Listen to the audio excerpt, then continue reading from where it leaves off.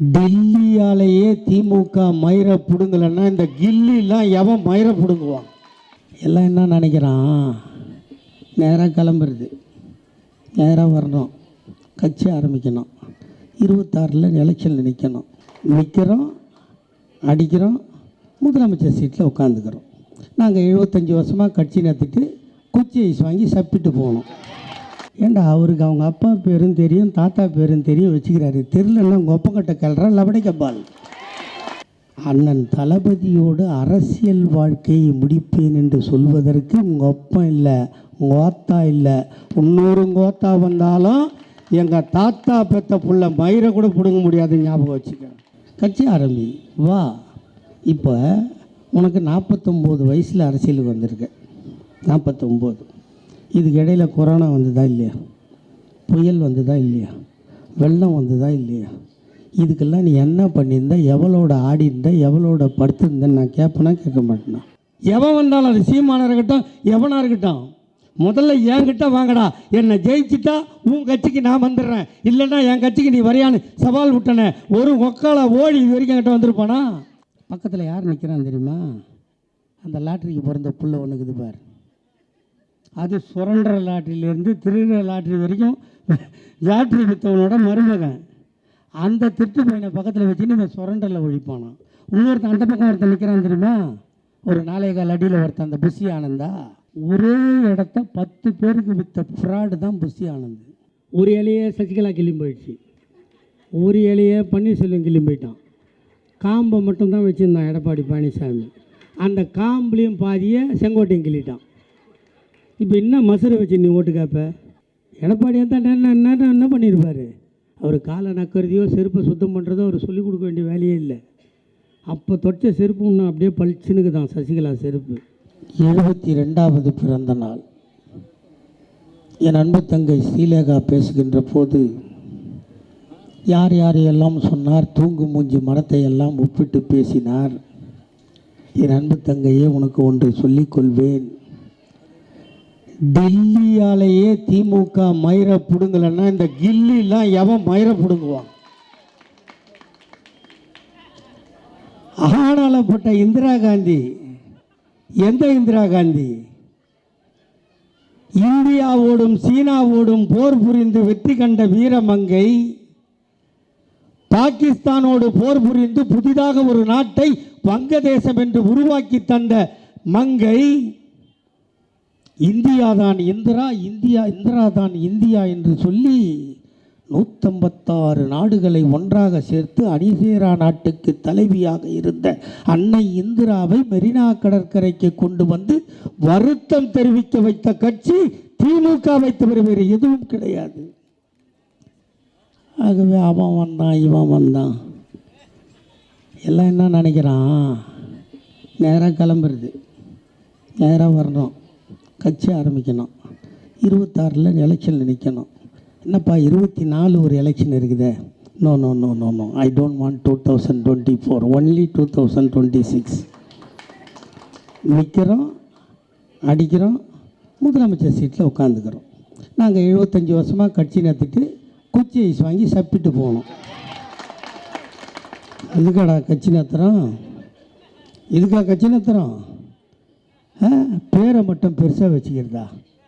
ஏண்டா அவருக்கு அவங்க அப்பா பேரும் தெரியும், தாத்தா பேரும் தெரியும் வச்சுக்கிறாரு, தெரியலன்னா உங்கள் ஒப்பக்கட்ட கல்றா லபடைக்கப்பால். அங்கே தானே கேட்கணும். உன் பேரையே முழுசாக உன்னால் சொல்ல முடியாது, சொன்னால் பாதி பேர் ஓட்டு போட மாட்டான், அதுலேயே பாதியை கட்சி தூப்பிட்டு பாதியை சொல்கிற. உங்கள் அப்பனே நீ என்ன சொல்கிற? அல்லது திமுக ஆட்சி அகற்றுவேன்னு சொல்லியிருந்தான்னா கூட நான் மன்னிச்சிட்ருப்பேன்.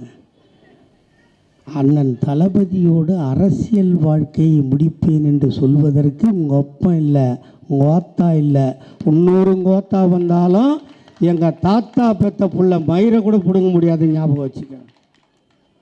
பேர் இருக்குது, அப்பன் பேர் சொல்கிற மாதிரி இருக்குது, 5 வாட்டி முதலமைச்சர், அதனால் அப்பன் பேரை சொல்கிறாரு. அந்த காலத்திலேயே அவங்க தாத்தா பேங்க்கில் பங்கு வச்சுருந்தார். நாங்கள் ஒன்றும் பிச்சைக்காரன் கிடையாதுடா, அப்பன்னு சொல்லி அரியணைக்கு வரல. எல்லாரும் சொல்லுவாங்கல்ல தாத்தா கலைஞரை, தாத்தா கலைஞர் பிறந்தது தஞ்சாவூர் மாவட்டத்தில். கட்சிக்காக பாடுபட்டார். அவருக்கு மொத 57 சீட்டு எங்கே கொடுத்தாங்க? குளித்தலை என்ன மாவட்டம்? வாயமூடு, தெரியலன்னா தப்பாக சொல்லக்கூடாது. திருச்சி மாவட்டம். இப்போ நான் இங்கே இருக்கேம்மா, எனக்கு வீடு தண்டையார்பேட்டையில் கவுன்சிலர் சீட்டு கொடுத்தா நான் ஜெயிப்பேன். என்னை கொண்டு வந்து அண்ணா நகரில் கவுன்சிலர் சீட்டு கொடுத்தா என்னை மயிரா தெரியும் உங்களுக்கு. மேடையில் பேசுகிறேன், திமுககாரன் தெரியும். இருந்தாலும் உன்னோட பழக்க வழக்கம் தெரியும்னா வேணும். அப்படித்தான் அன்றிருந்த திமுக தலைவர் கலைஞரை அழுத்தம் கொடுப்பதற்காக, அவர் வெற்றி பெறக்கூடாது என்பதற்காக குளித்தலை மாவட்டம் விட்டு மாவட்டம் கொடுத்தா அங்கே நின்னே அடித்து தூக்கி வந்த ஒரே ஆம்பளை. அதனால் அப்பன் பேரை தாத்தா பேரை அவர் போட்டுக்கிறாரு.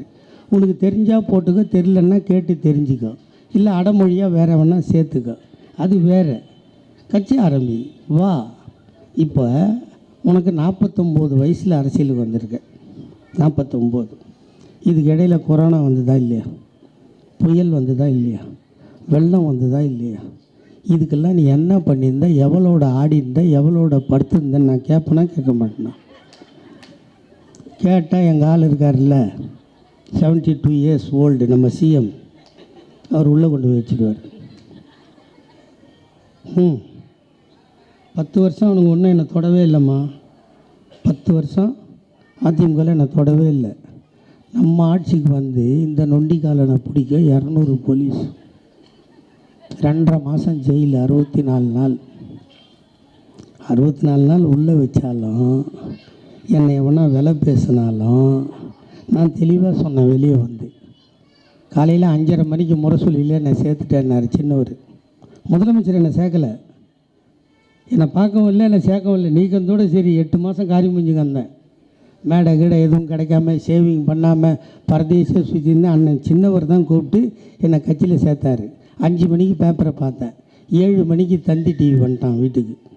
மைக்கை நீட்டினான். மீண்டும் இது போன்று பேசுவீர்களா? அவன். நான் சொன்னேன், தலைவனை விமர்சித்தால் தலையே போனாலும் பேசுவான் இந்த சிவாஜி கிருஷ்ணமூர்த்தின்னா.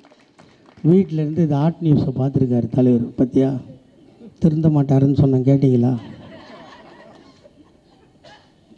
நான் அவரை பார்க்கவே இல்லை, கோபம்.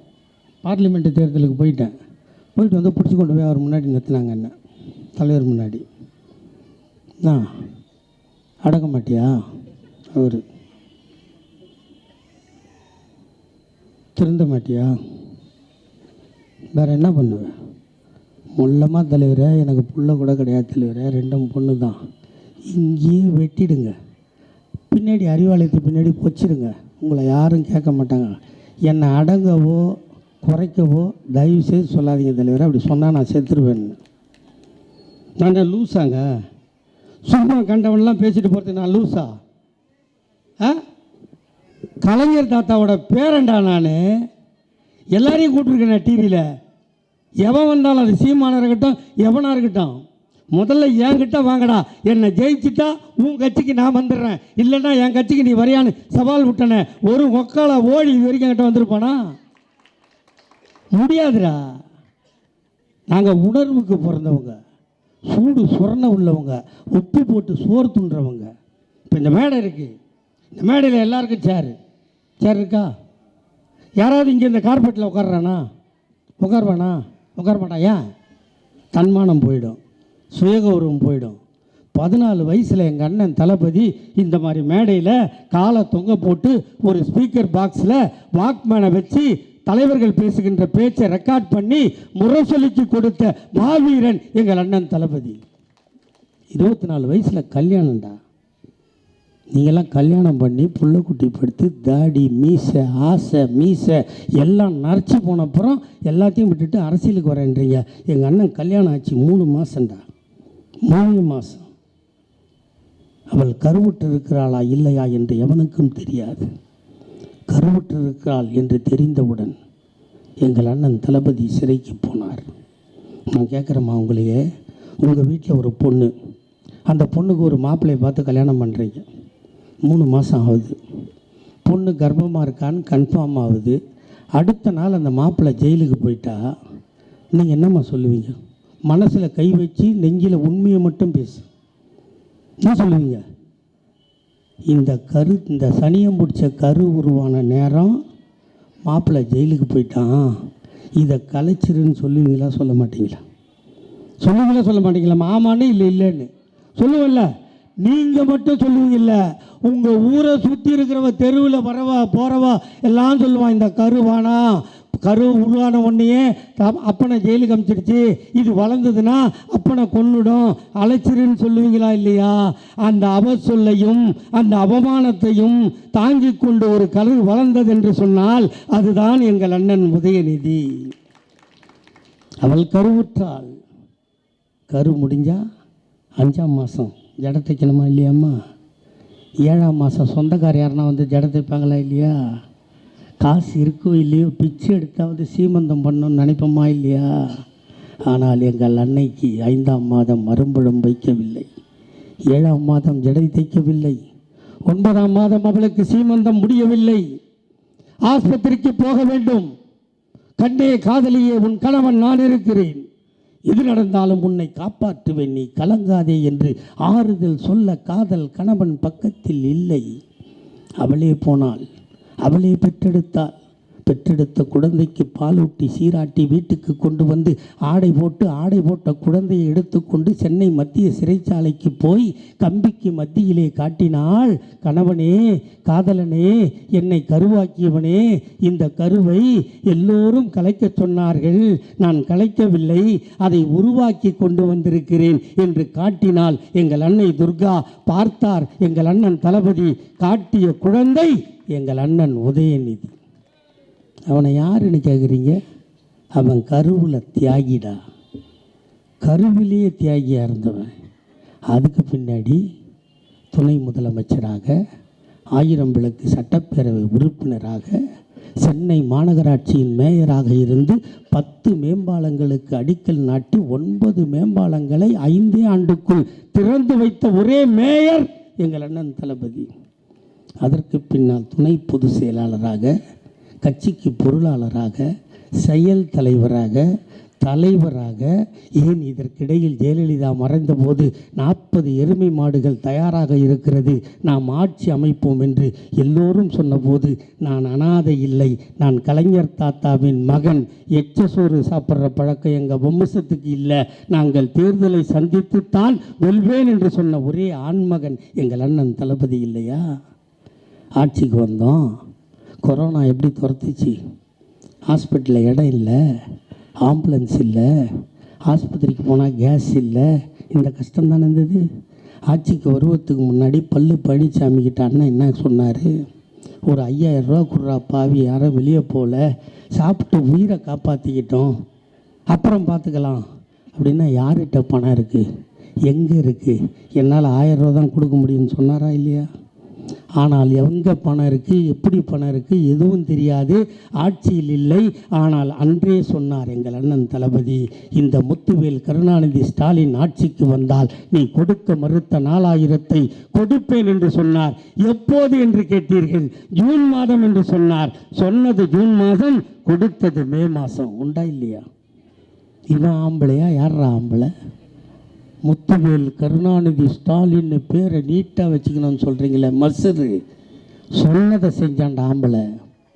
சொன்னதை செஞ்சாரா இல்லையா? செஞ்சு கொடுத்தோம். அதற்கு பின்னால் அந்த கொரோனா காலத்தில் உலகமே என்ன சொல்லிச்சு? வீட்டிலிரு, விழித்திரு, தனித்திரு சொன்னானா இல்லையா? அமெரிக்காவும் சொல்லிச்சு, ஹாங்காங்கும் சொல்லிச்சு, ஜப்பானும் சொல்லிச்சு, ஜெர்மனும் சொல்லிச்சா? யாரும் புருஷன் பொண்டாட்டி கூட நேராக பார்த்து பேசிக்கல. என் பொண்டாட்டி கூட என் முதுகு பின்னாடி தான் என்கிட்ட பேசுவாள்.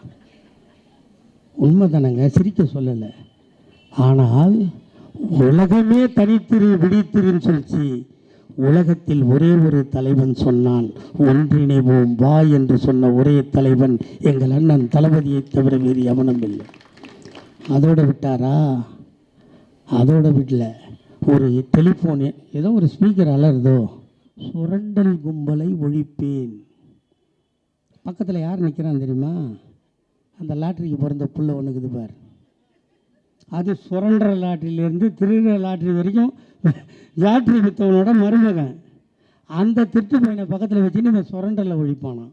இன்னொருத்தன் அந்த பக்கம் ஒருத்தன் நிற்கிறான் தெரியுமா, ஒரு 4.25 அடியில் ஒருத்தன், அந்த புஷி ஆனந்தா. எல்லாத்தையும் சொல்லியா, சிரிப்புக்கு சொல்ல. ஒரே இடத்த 10 பேருக்கு விற்ற ஃப்ராடு தான் புஷி ஆனந்த். ஒரு இடத்த 10 பேருக்கு விற்கிற புஷி ஆனந்த் லாட்ரி சீட்டு விற்றே ஊரை கொள்ளடிச்சு ஒலையில் போட்டவனோட மருமகன். இவன் 2 பேரை 2 பக்கம் நிற்க வச்சுக்கிட்டு நாட்டில் நல்லாட்சி தருவேன்னு சொல்கிறானே. நம்ம என்ன அவ்வளோ புத்தி கெட்டு போயா இருக்கிறோம், அவ்வளோ அவமானப்பட்டு போயா இருக்கிறோம்.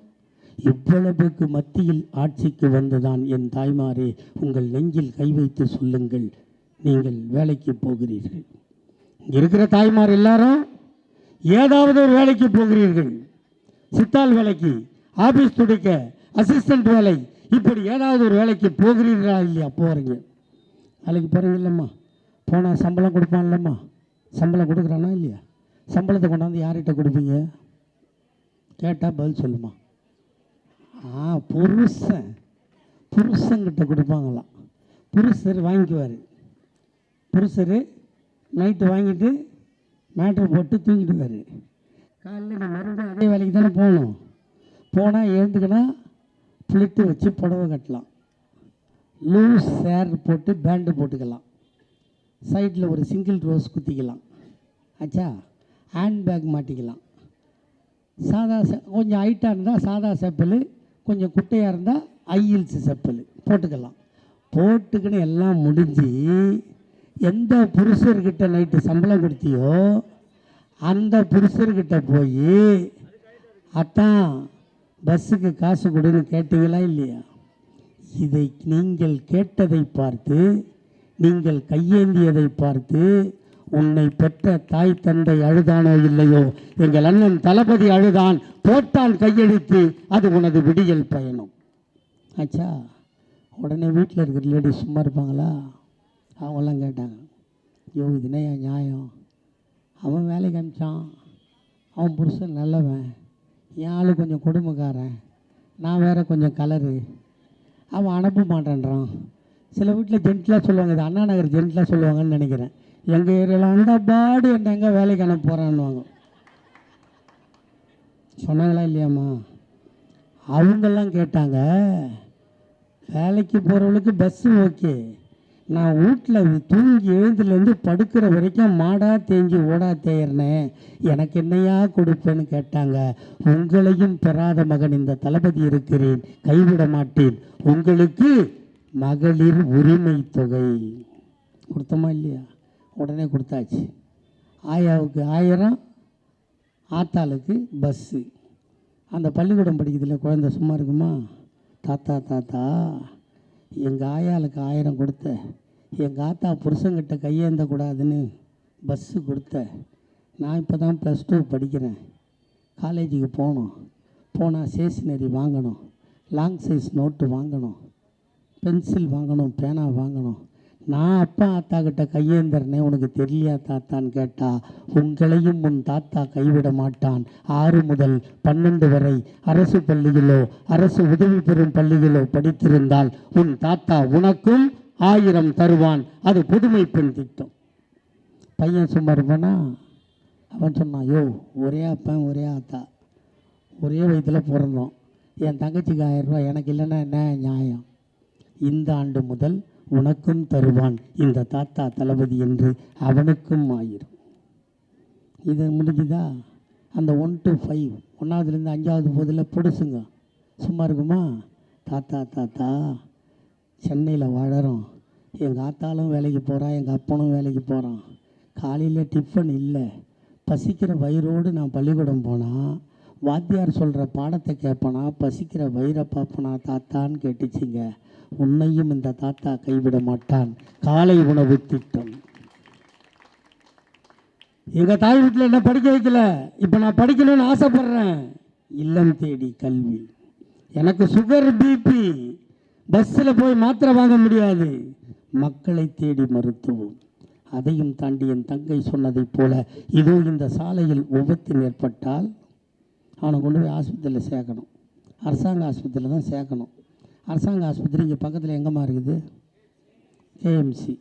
கேஎம்சி ஒரு 5 கிலோமீட்டர் வருமா, 4 வருமா? 5 வரும். 5 கிலோமீட்டர் இங்கேருந்து இட்டு போனீங்கன்னா டாக்டர் என்ன சொல்லுவான் தெரியுமா? ஒரு 10 நிமிஷம் முன்னாடி கூட்டின்னு வந்தால் இவனை காப்பாற்றிருக்கலாம், லேட் ஆகிடுச்சு. இல்லை 5 நிமிஷம் முன்னாடி கூப்பிட்டு வந்தால் காப்பாற்றிருக்கலாம், லேட் ஆகிடுச்சு.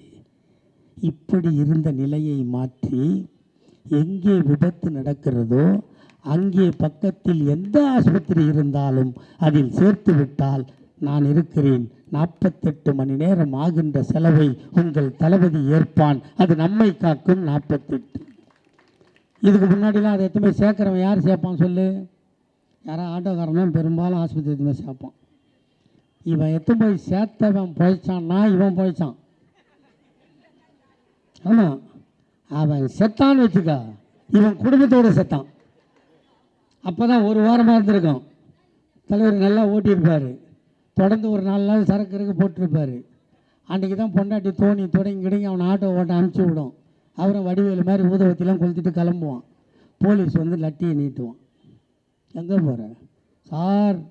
ஒரு வாரமாக சாப்பாடு இல்லை சார், நீ தான் சாப்பாடுக்கு போட ஆக்கலாம் பொண்டாட்டி கத்துறா சார். நான் ஏய், நீ சேர்த்த அவன் செத்துட்டான், சாட்சி சொல்லணும், வீட்டுக்கு வாடான்னு சொல்லுவானா இல்லையா? அந்த நிலையை உணர்ந்த எங்கள் அண்ணன் தளபதி அப்படி கொண்டு போய் சேர்ப்பவனுக்கு வழக்கு கிடையாது, கேஸ் கிடையாது, அவனுக்கு 5000 தொகை கொடுத்த ஆட்சி. சரி, காசே இல்லையே, எடப்பாடி பழனிசாமி தான் கல்லாப்பட்டியை நக்கிட்டு போயிட்டானே, இவங்களெல்லாம் ஏன் எப்படி கொடுக்குறாரு? ஏன்னா நான் பேசுறது கேட்டால் தான் பேசணும். போன 30ஆம் தேதி கிளம்பணுவேன், இன்றைக்கி 11 மணிக்கு வந்தேன். 11 மணிக்கு வந்தால் கரண்ட் இருக்கணுமா இல்லையா? ஒரு பொண்டாட்டியோட 4 வார்த்தை பேச கரண்ட் போயிடுச்சு. மறுபடியும் பால்கனியில் தான் உட்கார வச்சு இப்போ சாயந்தரம் கிளப்பி அனுப்பிட்டா. வேறு ஒன்றும் நடக்க முடியாதுன்னு வச்சுக்கா. 1ஆம் தேதி ஆரம்பிச்சிங்கன்னா தேதி மார்ச் 31 ஆரம்பிச்சது தலைவா. இப்போ ஏப்ரல் 1 ஆகிடுச்சா? பேட்ரி ஒன்றும் வேலைக்கு ஆகாதுன்னு வச்சுக்க, சார்ஜெலாம் டவுன் ஆகிருக்கும். அதனால் நம்ம பேசுகிறது நம்ம காது கேட்கணும்ல. இதெல்லாம் செய்கிறாரு, எப்படி செய்கிறாரு, எங்கிருந்து வந்தது யோசிக்கணுமா இல்லையா? இது அவர் மூளை இல்லை, எங்கள் தாத்தா கலைஞர் கொடுத்த மூளையால் இது வந்தது. இப்போ சொன்னேன்ல, எனக்கு 66, காலைல 11 மணிக்கு வந்தால் சாயந்தரம் வரைக்கும் டயர்டு. ஆனால் முதலமைச்சருக்கு 72, காலையில் கன்னியாகுமரி, மத்தியானம் திருச்சி, சாயந்தரம் விழுப்புரம், நைட்டு 2:30 மணிக்கு டி நகரில் ஆய்வு. என்னை ஒருத்தன் கேட்டான், இதெல்லாம் எப்படிரா பண்ணுறாரு, எப்படி முடியுது? அப்பப்பா இதெல்லாம் முடியாது. நான் சொன்னேன், அப்படிலாம் சுத்தனா தான் அவர் கலைஞர் தாத்தா புள்ள இல்லைன்னா இல்லைன்னு. ஏன்னு கேட்டான். நீ 52 பராசக்தின்னு ஒரு படம் வந்த பாத்தியாடான்னு கேட்டேன். பார்க்கல, எங்கள் நைனா பார்த்தார், அவரை போய் கேட்டுன்னு வாடான்னு கூட்டின்னு வாடான்னு. அப்போ ஆமாம்மா, அப்போல்லாம் பார்த்தீங்கன்னா பராசக்தி படத்துக்கு முன்னாடி படம் வரும், 20 பாட்டு வரும். ஒரு படத்துக்கு 20 பாட்டு வரும். 5 பாட்டுக்கு தூங்கணும், 2 பாட்டுக்கு டம் அடிக்கணும், 3 பாட்டுக்கு பாத்ரூம் போகணும். இதுதான் அப்பத்தி படம். பராசக்தின்னு ஒரு படம் வந்த பிறந்தான் 2.25 மணி நேரம் படம் பார்த்தவனை கண்ணை சிமிட்டாமல் பார்க்க வச்ச படம் பராசக்தி. அப்போது எவனோ கடையில் விற்கிற இங்கு மையை வாங்கி கலைஞர் ஐயா கையில் இருக்கிற பேனாவில் ஊற்றினா அந்த கைப்பட்ட மைக்கு அவ்வளோ பவர் இருந்தா, எங்கள் அண்ணன் தளபதி அவர் சொந்தமாக ஊற்றின மை அது எவ்வளோ பவராக இருக்கும் இருந்துச்சா? இருக்குதா? இன்னும் இருக்குமா? இதை சொன்னால் வாரிசு அரசியல், வாரிசு அரசியல். ஆண்மை இருக்குது, புள்ள பிறகுது, இது தப்பாடா? இப்போ ஒருத்தர் 2 பை தூக்கிட்டு போகிறான்னு வச்சுக்க சாமி, பாவம் பார்த்து ஒரு பை வாங்கிக்கலாம். ஒரு மூட்டை மேலே ஒரு மூட்டை வச்சுன்னு போகிறான்னு வச்சுக்க, மேலே இருக்கிற மூட்டையை இறக்கி எடுத்துக்கலாம். ஏன்னா புள்ள பார்க்கறதுக்கு அர்த்தம் வந்து உதவி பண்ணுற வேலையா அது? அர்த்தம் வந்து உதவி பண்ணுமா? அதுக்கு அவமானம் இல்லை. எங்களை பார்த்து வாரிசு அரசியல். எங்கள் ஐயா கலைஞருக்கு ஆண்மை இருந்தது, எங்கள் அண்ணன் தளபதி பிறந்தார், தளபதிக்கு ஆண்மை இருந்தது, அண்ணன் உதயநிதி பிறந்தார், உதயநிதி ஆண்மை இருந்தது, இன்பநிதி பிறந்தார். உங்களுக்கு இல்லைன்னா என்கிட்ட கேளுங்க, ஒரு லெட்ரு தரேன், மாசு அண்ணன் போய் பாருங்கள். இப்போ அரசாங்கமே கருத்தரிப்பு மையம் ஸ்டார்ட் பண்ணிடுச்சு. ஏன் எங்களை பார்த்து வயிற்றுல வச்சுக்கிறீங்க? இப்படிலாம் செய்யறதுக்கு யாரால? கலைஞரோட மூளையை கடனாக பெற்றதால் எங்கள் அண்ணன் தளபதி செய்கிறார். ஐயா கலைஞர் 5 வாட்டி முதலமைச்சர் இல்லையா? 5 வாட்டி முதலமைச்சராக இருந்துட்டு 6வது வாட்டி ஓட்டு கேட்க வந்தோம். அப்போ என்ன சொல்லி ஓட்டு கேட்டோம்? என் தாய்மார்களே, ஒரு பெண் குழந்தையை பெற்றுவிட்டால் அதற்கு திருமணம் நடத்த உன்னிடம் பணம் இல்லை என்றால் கவலைப்படாதே தாத்தா, நான் இருக்கிறேன் வா, திருமண உதவி திட்டம் ரூபாய் 30,000 தருகிறேன். திருமணம் முடிந்ததா? அந்த இளம் ஜோடி ஆக்கி சாப்பிட அரிசி இல்லையா? கவலைப்படாதே தாத்தா, நான் இருக்கிறேன் வா, ₹1 1 கிலோ அரிசி தருகிறேன். அந்த அரிசியை ஆக்கி சாப்பிட கேஸ் அடுப்பும் இல்லையா? கவலைப்படாதே தாத்தா, நான் இருக்கிறேன் வா, கேஸ் அடுப்பும் இலவசமாய் தருகிறேன். ஆக்கி சாப்பிட்ட ஜோடிக்கு பொழுது போகவில்லையா? கவலைப்படாதே தாத்தா, நான் இருக்கிறேன் வா, இலவசமாய் வண்ண தொலைக்காட்சி பெட்டி தருகிறேன். சந்தோஷமாக வாழ். மணமகன் மணமகளை கர்ப்பமாக்கி விட்டானா? 7 மாதம் ஆகி போனதா? அவளுக்கு சத்தான உணவு இல்லையா? கவலைப்படாதே தாத்தா, நான் இருக்கிறேன் வா, மாதம் 1000 வீதம் 3 மாதம் தருகிறேன். சத்தாக சாப்பிட்டு கருவை காப்பாற்று. பெத்து போட்ட பிள்ளைக்கு பால் சுரக்கவில்லையா? கவலைப்படாதே தாத்தா, நான் இருக்கிறேன் வா, மீண்டும் 1000 வீதம் 3000 தருகிறேன். சத்தாக சாப்பிட்டு முத்தாக காப்பாற்று. காப்பாற்றிய பிள்ளை பள்ளிக்கு போக வேண்டுமா? ஸ்கூல் ஃபீஸ் கட்ட உன்னிடம் பணம் இல்லையா? கவலைப்படாதே தாத்தா, நான் இருக்கிறேன் வா, school fees free, uniform free, புத்தகம் ஃப்ரீ, புத்தகம் போடுகின்ற பையன் ஃப்ரீ, அவன் பஸ்ஸிலே போவதற்கு பஸ் பாஸும் ஃப்ரீ. பள்ளிக்கு போன பிள்ளை சவலையாக இருக்கிறானா? கவலைப்படாதே தாத்தா, நான் இருக்கிறேன் வா, சத்துணவில் வாரம் 5 முட்டை தருகிறேன். அவன் முட்டை சாப்பிட மாட்டானா? அவனுக்கு வாழைப்பழம் தருகிறேன். வளர்ந்தானா? படித்தானா? 10th முடித்து +1 போனானா? அவனுக்கு சைக்கிள் ஓட்ட தெரியுமா? உன்னிடம் வாங்கி கொடுக்க காசு இல்லையா? கவலைப்படாதே தாத்தா, நான் இருக்கிறேன் வா, இலவசமாய் சைக்கிள் தருகிறேன். சைக்கிள் ஓட்டினானா? +1 +2 முடித்தானா? அவன் கல்லூரிக்கு போக வேண்டுமா? உன்னிடம் காசு இல்லையா? கவலைப்படாதே, அவன்தான் வீட்டில் முதல் கிராஜுவேட்டா? கவலைப்படாதே தாத்தா, நான் இருக்கிறேன் வா, காலேஜ் ஃபீஸும் ஃப்ரீ. அவனும் காதலித்தானா? அவனும் கர்ப்பமாக்கினானா? அவளும் பிள்ளை பெற்றாளா? இப்படி கொடுத்து கொண்டே இருக்கிறேன். இப்படி பெத்து பெத்து பெத்து வயதாகி போனாயா? நீயும் கவலைப்படாதே தாத்தா, நான் இருக்கிறேன் வா. கவலைப்படாதே தாத்தா, நான் கொடுத்த கலைஞர் காப்பீட்டு அட்டையை காட்டு, 1 லட்சம் ஃப்ரீ. வைத்தியம் பார், வீட்டுக்கு வா. காலம் கெட்டு போனதா? நீ செத்து போனாயா? உன் பிணத்தை தூக்க 4 பேர் இல்லையா? தன்மானம் தடுக்கிறதா? தாத்தா, நான் போட்ட சட்டம் மார்ச்சரி வேணும் ஃப்ரீ. பார்த்தாயா? அழுதாயா? வைக்கிறதா? கவலைப்படாதே தாத்தா, நான் போட்ட சட்டம் ஃப்ரீசர் பாக்ஸும் ஃப்ரீ. பார்த்தாயா? அழுதாயா? சுடுகாடு போனாயா? கொளுத்த வேண்டுமா? புதைக்க வேண்டுமா? தாத்தா, நான் போட்ட சட்டம் கொளுத்துவதும் ஃப்ரீ, புதைப்பதும் ஃப்ரீ. வீட்டுக்கு வந்தாயா? டெத் சர்டிஃபிகேட் வேண்டுமா? தாத்தா, நான் போட்ட சட்டம் டெத் சர்டிஃபிகேட்டும் ஃப்ரீ, பர்த் சர்டிஃபிகேட்டும் ஃப்ரீ.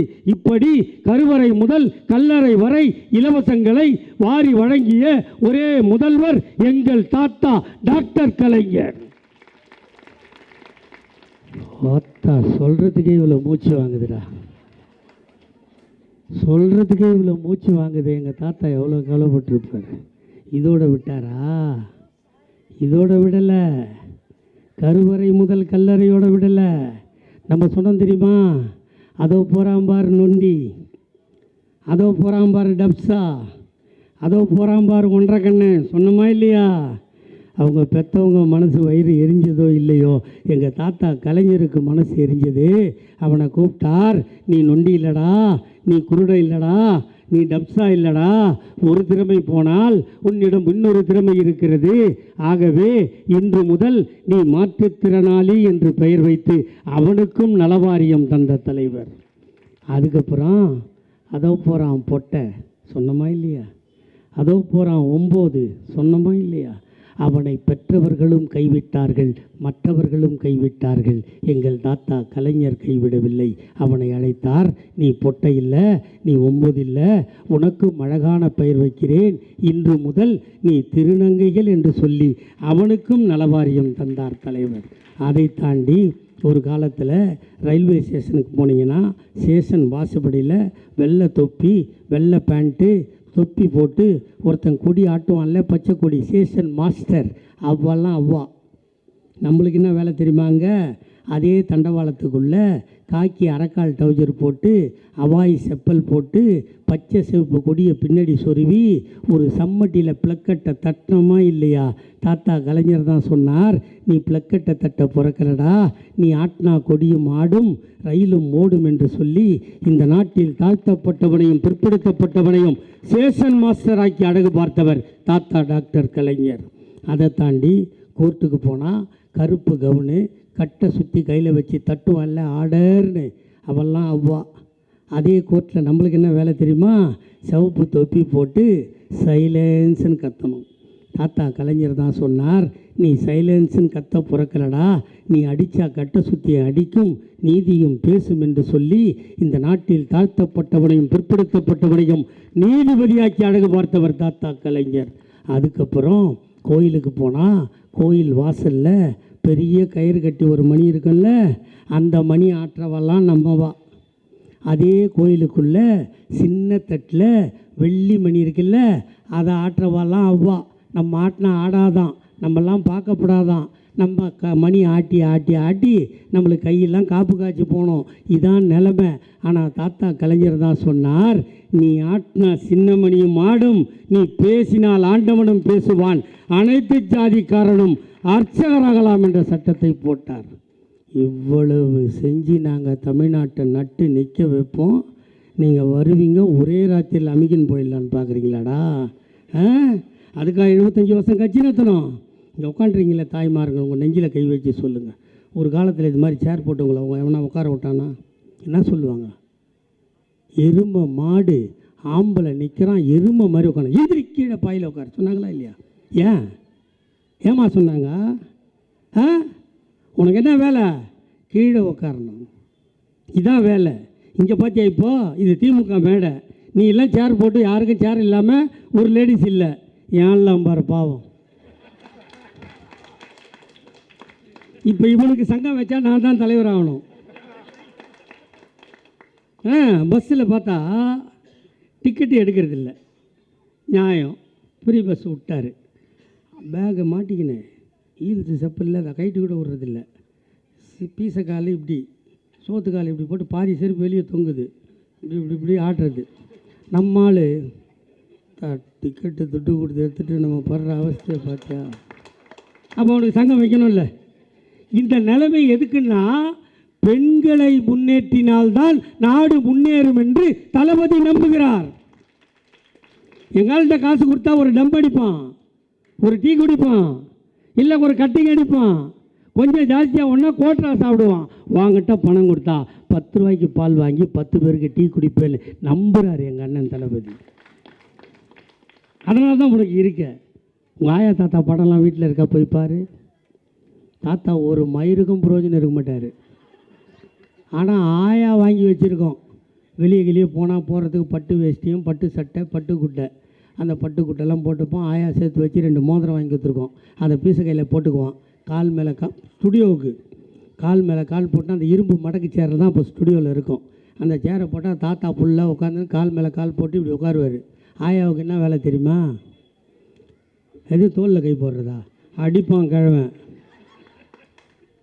அந்த சேரோட முனை இருக்குதுல்ல, சேரோட முனை, எங்கள் ஆயா தாத்தா படம் இருக்குது, வா நான் ஒன்றா வீட்டில் காட்டுறேன்.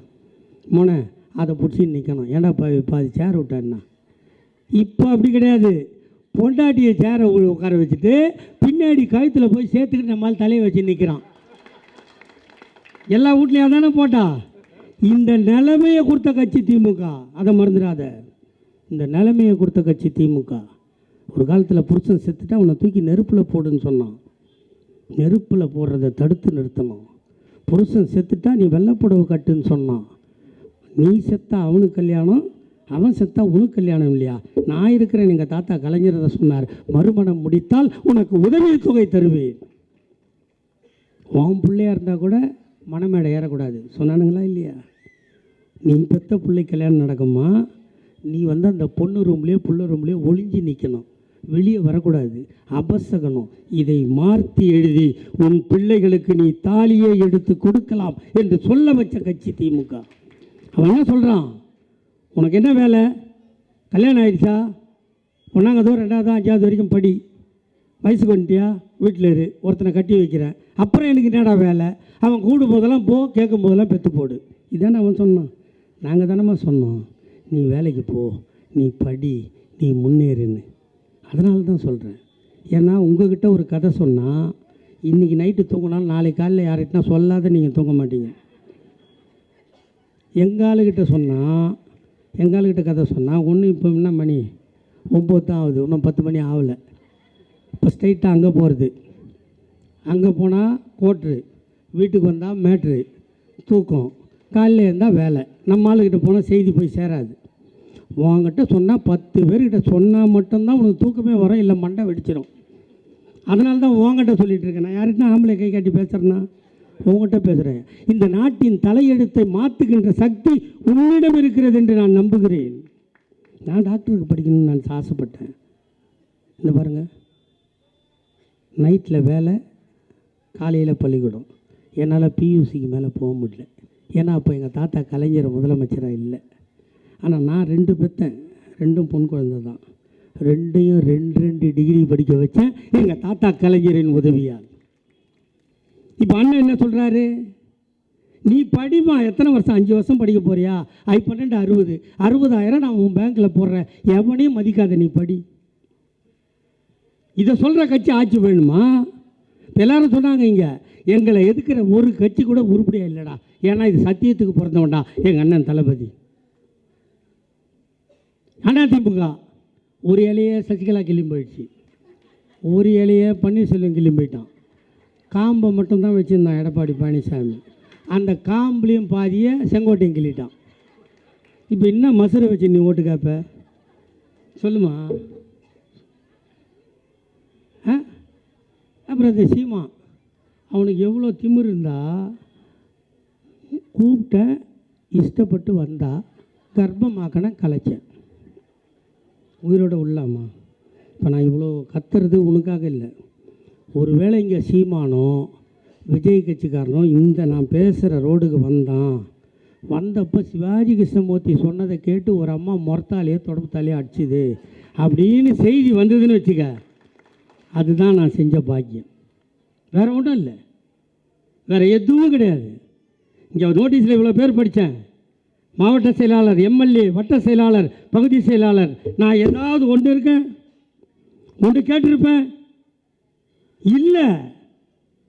நான் கண்ணை மூடும்போது கூட திமுக ஆட்சியில் இருக்க வேண்டும். இதை தவிர ஒரு மயிரும் எனக்கு தேவையில்லை.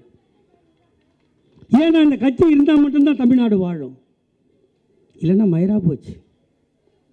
எல்லாரும் பேசும்போது சொல்லுவாங்க 2026 மறந்து விடாதீர்கள் உதயசூரியன் நான் எந்த எலெக்ஷனில் போனால் கூட நான் கேட்க மாட்டேன். நீ வாழணுன்னா சூரியனுக்கு போடு, செத்துறேன்னா விட்டு போ, எனக்குன்னு வந்து அதான் கதை. இப்போ என்ன சொல்கிறான், ஹிந்தி படி. அது ஒரு அக்கா இருக்குது, ஒரு 3 அடி உயரத்தில் ஒரு அக்கா. அது ரொம்ப நாள் தாமரை மலர்ந்தே தீருந்துச்சு. நான் வச்ச ஆப்பிளை பார்த்து மலர்றதே கிடையாது, சொல்கிறதும் கிடையாது. அது ஹிந்தி படித்தா இந்தியா முழுக்க வேலை, தமிழ் படித்தா தமிழ்நாட்டில் தான் வேலை. அப்படின்னா மயிருக்கு பானிபூரி வந்து இங்கே விற்கிறான், அங்கே விற்க வேண்டியது தானே. நாங்கள் அங்கே போய் பானிபூரி விற்றா நீ கேட்கலாம் ஹிந்தி படிக்கலைன்னு. ஹிந்தி படித்தான், இங்கே வந்து என்ன பண்ணுறான், பில்டிங்கில் கொத்தனார் வேலை செய்கிறான், பெரியாள் வேலை செய்கிறான், சித்தாள் வேலை செய்கிறான். ஆனால் அந்த பில்டிங்கு மேஸ்திரியாக இருக்கிறவன் தமிழ் படித்த என் ஆள். அந்த பில்டிங்க்கு மேப்பு போட்டு கொடுத்தவன் இன்ஜினியரு, தமிழ் படித்தவன். உங்களுக்கு நீங்கள் சித்தாள் தாண்டா, நாங்கள் இன்ஜினியராக உயர்ந்திருக்கோம். அது கண்ணு பிடிக்கல, அதை அழிக்க பார்க்குறதுக்கு இந்தியை கொண்டாந்து உள்ளே விட்றோம். இப்போ பசங்க கழுத்தை பொதி சுமக்கிற மாதிரி சுமக்குதா இல்லையா? பள்ளிக்கூடம் போகிற பசங்க, பொம்பளை பசங்கள்லாம் பாரு, அந்த +1 +2லாம் பேக்கை கைட்டு வச்சாலும் அது குஞ்சிக்கினே தான் போகும். ஏன் பொதி?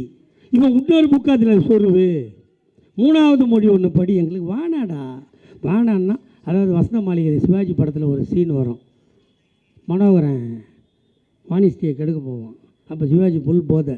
அப்போ சொல்லுவார், இஷ்டம்னா விடப்படாது, வேணான்னா விலை மாதம் இருந்தாலும் தொடக்கூடாது. நாங்கள் வேணான்னா விட்டு போயிடா, நீ இன்னொன்று படித்தா தான் துட்டு தருவேன்னு சொன்னேன். உன் துட்டு என் மயிருக்கு சமன்னு சொல்லிட்டாரா இல்லையாங்க அண்ணன்? சொல்லிட்டோமா இல்லையா?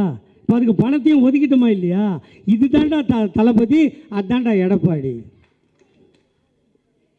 எடப்பாடி என்ன பண்ணியிருப்பார்? அவர் காலை நக்கறதையோ செருப்பை சுத்தம் பண்ணுறதோ அவர் சொல்லிக் கொடுக்க வேண்டிய வேலையே இல்லை. அப்போ தொட்ட செருப்பு இன்னும் அப்படியே பளிச்சுனுக்கு தான் சசிகலா செருப்பு.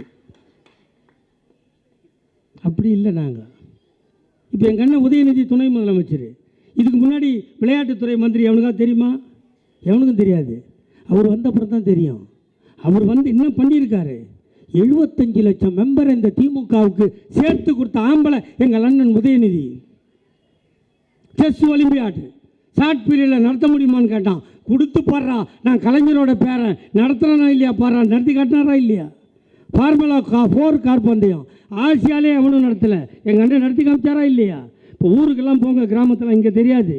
ஒவ்வொரு பஞ்சாயத்துக்கும் ஒவ்வொரு ஒன்றியத்துக்கும் அந்த ஊரில் என்ன விளையாட்டு நிறைய விளையாடுறாங்களோ கேட்டு அந்த கிட்ட வாங்கி வச்சு அதை காலையில் வாங்கிட்டு போகலாம், விளையாடலாம், சாயந்தரத்தாந்து கொடுக்கலாம். என்ன ஆகும்? இது மாதிரி ஒரு 1000 டோனி தமிழ்நாட்டிலேருந்து உருவாவான், 10,000 டெண்டுல்கர் தமிழ்நாட்டிலேருந்து உருவாவான். தமிழ்நாடு பெருமை உலகெல்லாம் பேசும். இதை நினச்சி தான் இதை பண்ணுறோமே தவிர இந்த மக்களை தவிர வேறு எதுவும் எங்களுக்கு தேவையில்லை என்று நிர்ணயித்து வாழ்கிறோம். ஐயா கலைஞர் வாழ்ந்தார், கோபாலபுரம் வீடு, அடுத்தவங்க மசூதிக்கு இடம் கொடுத்தா வீடு கட்டிக்கிறான், கோயில் கட்ட இடம் கொடுத்தா வீடு கட்டிக்கிறான். அவ்வளோ பெரிய வாழ்ந்த வீட்டை ஆஸ்பத்திரிக்கு எழுதி கொடுத்துட்டாரா இல்லையா தாத்தா? தகப்பன் தான் வாழ்ந்த வீட்டை நாட்டுக்கு எழுதி கொடுத்தால் மகன் தன் மனைவியோடு சேர்த்து தன் உடலை தானமாக கொடுத்திருக்கிறார் எங்கள் அண்ணன் தளபதி. மறந்து விடாதீர்கள். உயிரை கொடுக்கிறோம், உடலை கொடுக்கிறோம், சொத்தை கொடுக்கிறோம், சுகத்தை கொடுக்கிறோம். இப்படியெல்லாம் ஒரு கட்சி வேறு எங்கும் நீங்கள் பார்க்க முடியாது.